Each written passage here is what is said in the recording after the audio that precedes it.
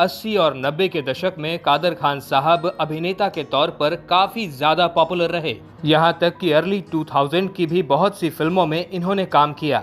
कई award shows में उन्हें लाइफ टाइम अचीवमेंट अवार्ड भी दिया गया। लेकिन जैसे जैसे इनकी उम्र बढ़ती गई, इनकी तबीयत भी खराब रहने लगी। कादर खान साहब की अजरा खान जी से शादी हुई और इनके 3 बेटे हुए, जिनमें सबसे बड़े बेटे का नाम था अब्दुल कुद्दास खान, दूसरे बेटे का नाम है सरफराज खान और तीसरे बेटे का नाम है शहनवाज खान। लेकिन कादर खान साहब के सबसे बड़े बेटे अब्दुल कुद्दास खान को फिल्मों में बिल्कुल भी दिलचस्पी नहीं थी। दरअसल कादर खान साहब खुद भी नहीं चाहते थे कि उनके बेटे फिल्मों में काम करें। वो यही चाहते थे कि उनके तीनों बेटे अपनी पढ़ाई लिखाई पर ध्यान दें और पढ़ाई लिखाई पूरी करने के बाद किसी और काम में लगें। और ऐसा ही हुआ भी। उनके सबसे बड़े बेटे अब्दुल कुद्दास खान अपनी पढ़ाई लिखाई पूरी करने के बाद कनाडा शिफ्ट हो गए। कनाडा में ही इन्होंने शादी की और वहीं पर एक सिक्योरिटी ऑफिसर के रूप में काम करने लगे। लेकिन उनके दूसरे बेटे सरफराज खान को एक्टिंग में दिलचस्पी थी और वो एक्टर बनना चाहते थे। ये बात उन्होंने अपने पिता कादर खान साहब को बताई। तब कादर खान साहब ने कहा था कि पहले वो अपनी पढ़ाई पूरी करें और इसके बाद भी अगर उनकी दिलचस्पी बरकरार रहती है तो वो एक्टर बन सकते हैं। लेकिन कादर खान साहब ने एक बात साफ साफ कह दी कि वो उनके लिए किसी तरह की कोई सिफारिश नहीं करेंगे। सरफराज खान को अपना नाम खुद ही बनाना होगा। इसके बाद सरफराज खान का बतौर एक्टर स्ट्रगल शुरू हो गया, जहां सबसे पहले वो 1993 में आई फिल्म शतरंज में बतौर चाइल्ड आर्टिस्ट काम करते नजर आए थे। और इसके बाद क्या यही प्यार है और मैंने दिल तुझको दिया जैसी फिल्मों में छोटे छोटे सपोर्टिंग रोल्स में इन्हें देखा गया। उस समय तक बहुत से लोगों को तो इस बात की जानकारी ही नहीं थी कि सरफराज खान कादर खान साहब के ही बेटे हैं। और जैसा डेब्यू किसी स्टार किड को मिलता है, वैसा डेब्यू इन्हें नसीब नहीं हो सका। शुरुआत से ही इन्होंने सपोर्टिंग एक्टर के तौर पर काम किया और आगे चलकर भी इनकी इमेज एक सपोर्टिंग एक्टर की ही बन गई। आगे चलकर साल 2003 में सरफराज खान सलमान खान की फिल्म तेरे नाम में उनके दोस्त असलम के किरदार में नजर आए। इस फिल्म में सलमान खान के साथ इन्हें भी काफी ज्यादा पसंद किया गया था। लेकिन इस फिल्म से इन्हें इतना ज्यादा भी फायदा नहीं हुआ कि इन्हें बहुत सी अच्छी फिल्में ऑफर हो जाएं। आगे चलकर ये वादा, बाजार जैसी फिल्मों में भी नजर आए, लेकिन छोटे छोटे किरदारों में ही। इसके बाद फिर से साल 2009 में सलमान खान के साथ फिल्म वांटेड में उनके दोस्त असलम के किरदार में ये एक बार फिर नजर आए। फिल्म में सलमान खान और सरफराज खान के बीच दिखाई दोस्ती को लोगों ने काफी ज्यादा पसंद किया। लेकिन इसके बावजूद भी सरफराज खान की किस्मत ना चमक सकी और इसके बाद इन्हें ढेर सारी फिल्में मिलनी चाहिए थीं, लेकिन नहीं मिल पाईं।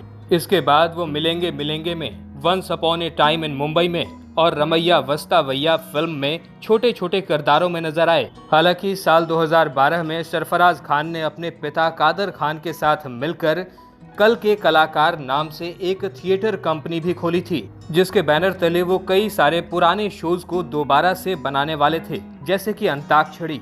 लेकिन ये थिएटर कंपनी कुछ ज्यादा कमाल ना दिखा पाई और आगे चलकर सरफराज को फिल्में मिलनी भी बंद हो गईं। और साल 2013 में आखिरी बार सरफराज खान हमें रमैया वस्तावैया फिल्म में नजर आए।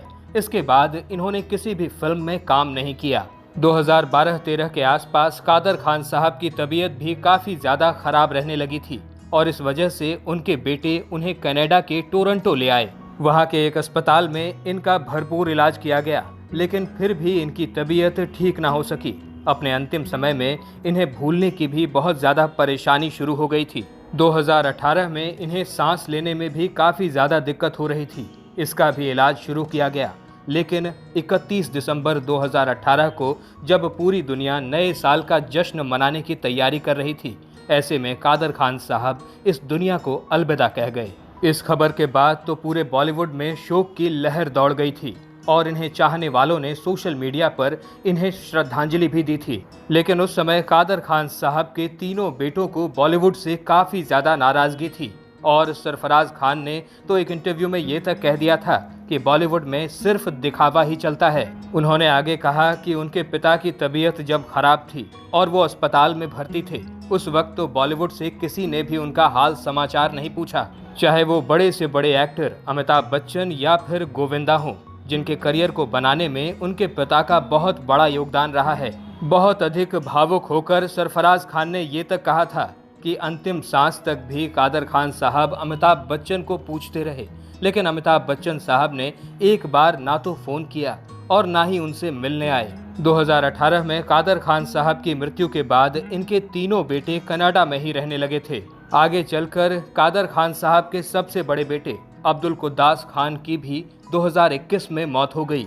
इन्हें किडनी से संबंधित कोई बीमारी थी और जिसका इलाज कनाडा के ही एक अस्पताल में महीनों तक चलता रहा था, लेकिन ये ठीक ना हो सके और 2021 में ही इनकी मौत हो गई।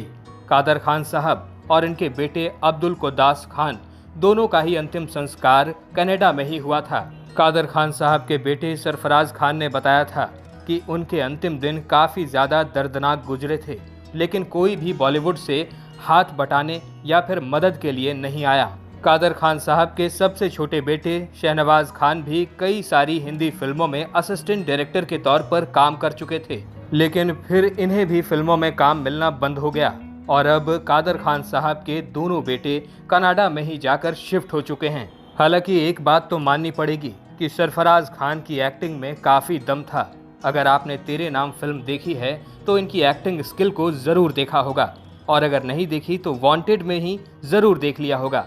लेकिन पता नहीं बॉलीवुड को कादर खान साहब और इनके बेटों से क्या दुश्मनी थी कि इन्हें आगे चलकर काम मिलना ही बंद हो गया। यहाँ तक कि कादर खान साहब, जिन्होंने अपनी पूरी जिंदगी बॉलीवुड को समर्पित कर दी, उन्हें भी आखिरी समय में बॉलीवुड ने अकेला छोड़ दिया। व्यक्तिगत तौर पर मुझे तो कादर खान साहब बहुत ज्यादा पसंद हैं और मैं अभी भी उनकी फिल्में अक्सर देख लिया करता हूँ। दोस्तों, आपको कादर खान साहब कैसे लगते हैं? इनकी कौन सी फिल्म सबसे ज़्यादा आपको पसंद आई है? हमें कमेंट्स में ज़रूर बताइएगा। साथ ही साथ हमें ये भी बताइएगा कि बॉलीवुड का ये व्यवहार किसी महान अभिनेता के साथ सही है या गलत। अगर वीडियो पसंद आई हो तो इसे लाइक करिएगा, और अगर आप हमारे चैनल वारिधि मंथन पर नए हैं तो इसे सब्सक्राइब करके बेल आइकन दबाना बिल्कुल मत भूलिएगा, ताकि ऐसी ही अनसुनी कहानियाँ हम आपके लिए हमेशा लाते रहें। वीडियो में अब तक बने रहने के लिए आपका बहुत बहुत शुक्रिया।